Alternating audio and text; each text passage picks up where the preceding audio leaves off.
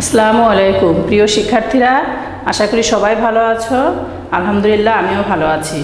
Monoshree national idol school কর্তৃক আয়োজিত BNIS home স্কুলে আমি কোহিনুর ইয়াসমিন তোমাদের স্বাগত জানাচ্ছি। আজ আমি অষ্টম শ্রেণীর শিক্ষার্থীদের সঙ্গে রয়েছি। তো প্রিয় শিক্ষার্থীরা, তোমরা তোমাদের সুবিধার জন্য বই এবং ডায়েরি সামনে নিয়ে নাও। আজকে সম্পূর্ণ নতুন একটা অধ্যায় নিয়ে আলোচনা করছি। দেখো, আজকের অধ্যায় হচ্ছে চতুর্দশ অধ্যায়, পার্ট 1। এই অধ্যায় অবশ্য পার্ট 1টিই আছে, একটাই পার্ট রয়েছে, যেমন পোশাক ক্রয়ে বিবেচ্য বিষয়। প্রিয় শিক্ষার্থীরা, তোমরা সবাই 129 নাম্বার পেজ বের করে নাও। পোশাক ক্রয়ে বিবেচ্য বিষয়। আমরা জানি পরিবারের সদস্যদের চাহিদা মেটানোর জন্য, পোশাকের চাহিদা মেটানোর জন্য আমরা বিভিন্ন ধরনের পোশাক ক্রয় করে থাকি। পোশাকের ধরন, চাহিদার ধরন, উপলক্ষ, আবহাওয়া, আরাম, সৌন্দর্য, যত্নের সুবিধা ইত্যাদি বিবেচনা করে কিন্তু আমাদের পোশাক নির্বাচন করতে হয় বা ক্রয় করতে হয়। সেই পোশাক নির্বাচন এবং ক্রয়ের সময় কিছু বিষয় আমাদের অবশ্যই বিবেচ্য বিষয় হওয়া উচিত, যেমন পোশাকের স্টিচিং বা সেলাই।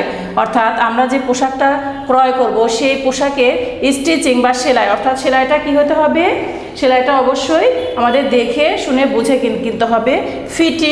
ফিটিং হচ্ছে দেহাকৃতির সাথে মানানসই, অর্থাৎ দেহের আকৃতির সাথে মানানসই হতে হবে এমন পোশাক ক্রয় করব। ফিনিশিং অর্থাৎ সামগ্রিক যে সৌন্দর্য, পোশাকের যে সামগ্রিক সৌন্দর্য সেটা বিবেচনা করে আমাদের কিনতে হবে। মূল্য অর্থাৎ কোন দামে কিভাবে ক্রয় করা হচ্ছে, সেটা যে কোন মূল্যে আমরা ক্রয় করছি। দেখো, এখানে পোশাকের ছবি দেওয়া আছে, বিভিন্ন ধরনের পোশাক আমরা বাজারে দেখতে পাই, সেই জন্য এই বিষয়গুলো কিন্তু বিবেচনায় রাখা দরকার।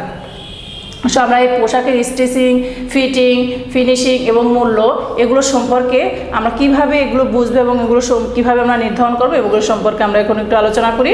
পোশাকের স্টিচিং বইয়ের অনুরূপ আমি এখানে সংক্ষিপ্ত করে লিখেছি, তাই মেয়েরা দেখো, সেলাইয়ের মান ও প্রকৃতির ধরন, পোশাকের সেলাইয়ের মান ও প্রকৃতির ধরন বোঝানো হয়েছে। এর উপর স্থায়িত্ব, অর্থাৎ এই স্টিচিংয়ের উপর, পোশাকের এই স্টিচিং বা সেলাইয়ের উপর কিন্তু পোশাকের স্থায়িত্ব নির্ভর করে। তোমরা বাজারে বিভিন্ন ধরনের পোশাক কিনে পরিধান করো, এমনকি বানিয়ে পরিধান করো টেলার্স থেকে, দেখবে যে আমরা কিন্তু এটা লক্ষ্য করি যে সেলাইটা ঠিক আছে কিনা, উঠবে কিনা, স্থায়িত্ব ঠিক হবে কিনা, বা অনেক দিন যাবে কিনা, ব্যবহারের উপযোগী কিনা, এগুলো কিন্তু আমরা দেখি। এর কিভাবে আমরা দেখতে হবে, এগুলো কেনার সময় অবশ্যই আমাদের খেয়াল করতে হবে যে সুতা যেন মজবুত হয়, অর্থাৎ সুতা মজবুত, সেলাইয়ের সুতা, অর্থাৎ সেলাইয়ের সুতা যদি মজবুত না হয় তাহলে কিন্তু পরিধানের পরে দেখব পোশাকটি ছিঁড়ে গিয়েছে, তাই না? তখন আমরা পোশাকটি তখন পরিধানের অযোগ্য হয়ে পড়ে। সুতার রং পাকা, অর্থাৎ সুতার রং পাকা হতে হবে, যাতে সুতার রংটা না উঠে, পরিধানের পোশাকে যাতে অন্য জায়গায় লেগে বা অন্য পোশাকের সাথে লেগে যাতে রংটা নষ্ট হয়ে বা পোশাকটা নষ্ট হয়ে না যায়। সুতার রং মানানসই হতে হবে, অর্থাৎ পোশাকের সাথে সুতার রং, ডিজাইন, যে পোশাকের সাথে রং, ডিজাইন এগুলো কিন্তু মিল থাকতে হবে, মানানসই হতে হবে। সেলাই পরিচ্ছন্ন হতে হবে, অর্থাৎ সেলাই পরিচ্ছন্ন হওয়া বলতে এখানে বোঝানো হয়েছে জট বাঁধা, ভাঙা সেলাই, মানে সেলাই যাতে পরিচ্ছন্ন হয়। জট বাঁধা বা ভাঙা সেই সেলাইগুলো কিন্তু আমরা দেখে বুঝে কিনতে হবে। পোশাকের চাপ পড়া স্থানে 2 বার সেলাই দিতে হবে। পোশাকের যে স্থানটায় চাপ পড়ে সেই স্থানে 2 বার সেলাই দিতে হবে। দেখো মেয়েরা, এখানে কিন্তু প্রিয় শিক্ষার্থীরা দেখো, পোশাকের যে স্থানে চাপ পড়ে, আমরা জানি আমাদের পোশাকের সাধারণত 2 বার বা ডাবল সেলাই দেওয়া থাকে, যাতে পোশাকটি ছিঁড়ে না যায় বা খুলে না যায় বা ফেঁসে না যায়। সেলাই বাইরের অংশে ওভারলকিং থাকতে হবে, বাইরের অংশে, সেলাইয়ের যে বাইরের অংশ সেই অংশে যাতে ওভারলকিং থাকে। এক্ষেত্রে কি হয়, সেলাইটা ফেঁসে নষ্ট হয়ে যায় না এবং সুতাগুলো উঠে জামাটা বা পোশাকটিও নষ্ট হওয়ার সম্ভাবনা কম থাকে। ওড়নার ধারে হেম সেলাই বা মেশিনের সেলাই থাকতে হবে।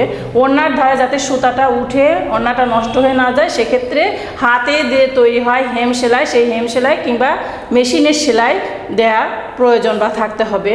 সেলাইয়ের ধারে 1/2 ইঞ্চি কাপড় থাকবে, যে পরিমাপের, অর্থাৎ পোশাকটির ফিটিং অনুযায়ী যার অনুরূপ সেই সেলাইয়ের ধারে কমপক্ষে 1/2 ইঞ্চি কাপড় থাকতে হবে, কেননা যাতে ফেঁসে যাওয়ার সম্ভাবনা না যায়, চাপ লেগে যাতে ফেঁসে যাওয়ার সম্ভাবনা না থাকে। স্টিচিংয়ের পরে দেখো ফিটিং, পোশাকের যে ফিটিং সেটা হচ্ছে পরিধানকারীর দেহের আকৃতির সাথে নকশা, আকার, বয়স, পেশা, দেহাকৃতির ধরন ও আনুষঙ্গিক সামঞ্জস্য রাখাকেই হচ্ছে ফিটিং বলা হয়। ঠিক আছে, আনুষঙ্গিক বিষয়গুলো বিবেচনা করাই হচ্ছে ফিটিং। এক্ষেত্রে কি করতে হবে, আনুষঙ্গিক বা ফিটিং এমন হওয়া উচিত যাতে উঠা বসা চলাফেরায় বা হাঁটা চলায় অসুবিধা না হয়, প্রকৃত মাপের সাথে কিছু বাড়তি মাপ যোগ করা। অর্থাৎ পরিধানকারী দেহের আকৃতির সাথে নকশা, আকার, বয়স, পেশা, দেহাকৃতি। শিক্ষার্থীরা তোমরা জানো যে প্রত্যেকটা পেশায় কিন্তু আলাদা আলাদা পোশাক নির্ধারণ করা হয়, যে পোশাকের সাথে সামঞ্জস্য করে পেশা নির্ধারণ করা হয়। তোমরা পূর্বেও পড়েছো যে সাধারণত পেশা, যেমন ডক্টররা যে পোশাক পরিধান করে সেটা কিন্তু একটা অ্যাপ্রন জাতীয় পোশাক পরিধান করে, সেরকম শিক্ষকরা এক ধরনের পোশাক পরিধান করে।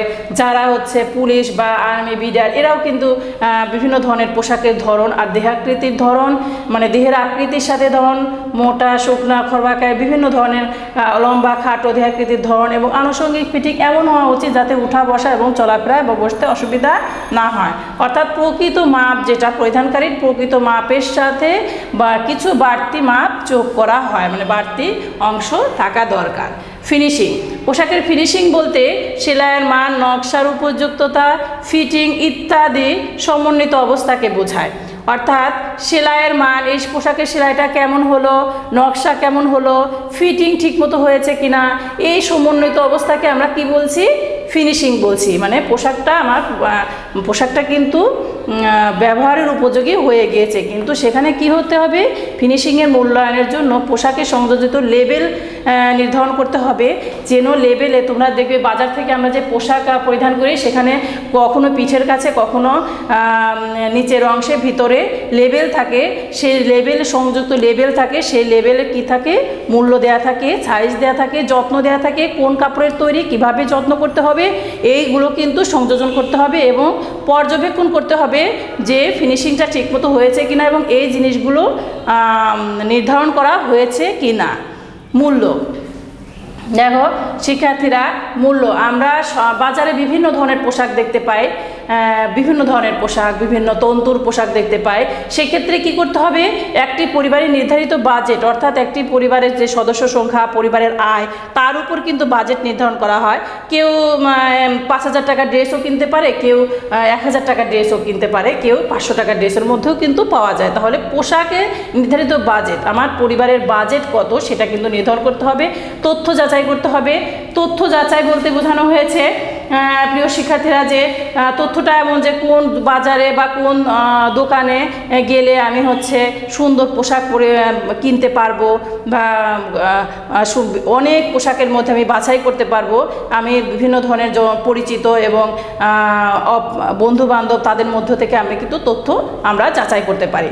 পরিচিত দোকান, অর্থাৎ পরিচিত দোকানের মাধ্যমে দোকানে যদি যায় তাহলে হয়তো কিছুটা সে আমার কাছে সাশ্রয় মূল্যে বিক্রি করবে, সেজন্য পরিচিত দোকানের কাছে যাওয়া। মূল্য হ্রাস, প্রতি বছরে আমরা দেখি বিভিন্ন বড় বড় দোকানে কিংবা বিভিন্ন দোকানে দেখা যায় যে মূল্য হ্রাস, অর্থাৎ বছরের শেষে বা শুরুতে বিভিন্ন ধরনের মূল্য হ্রাস থাকে। সেখানে আমরা যদি দেখে শুনে বুঝে যদি পোশাকটি কেমন কিনতে পারি তাহলে সাশ্রয়ী মূল্যে পোশাক কেনা সম্ভব।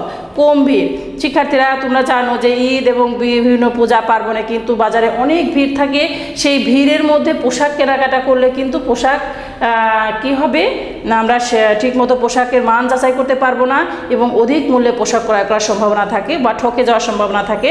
এক্ষেত্রে কি করতে হবে, কম ভিড়, যখন কম ভিড় বা বাজারে বা দোকানে হচ্ছে ভিড় কম থাকে বা সদস্যদের সংখ্যা কম থাকে, তখন আমরা যদি কেনাকাটা করি তাহলে দেখা যাবে যে আমরা সাশ্রয়ী মূল্যে পোশাকটা কিনতে পারছি। এই ক্ষেত্রে এভাবে সাশ্রয়ী মূল্যে যদি পোশাকটা ক্রয় করি তাহলে আমাদের পরিবারের উপর আর্থিক যে প্রভাব সেটা কিন্তু পড়বে না। তাহলে প্রিয় শিক্ষার্থীরা, পোশাক ক্রয়ের বিবেচ্য বিষয়, এই পাঠ থেকে আমরা কি বুঝতে পারলাম, পোশাক ক্রয়ের সময় আমাদের বিভিন্ন বিষয় বিবেচনা করতে হবে। সেই বিবেচ্য বিষয়গুলো কি, পোশাকের স্টিচিং, ফিটিং, ফিনিশিং, মূল্য। অবশ্যই এই তিনটি বিষয় কিন্তু, এই চারটি বিষয় কিন্তু আমাদের কি করতে হবে, বুঝে শুনে কিনতে হবে। তারপর দেখো যে মূল্যর কথা বললাম, অনেকে একই মূল্যের একই পোশাক একজন বেশি দামে ক্রয় করছে, একজন কম দামে ক্রয় করছে, কিছুটা হলেও কম দামে ক্রয় করছে।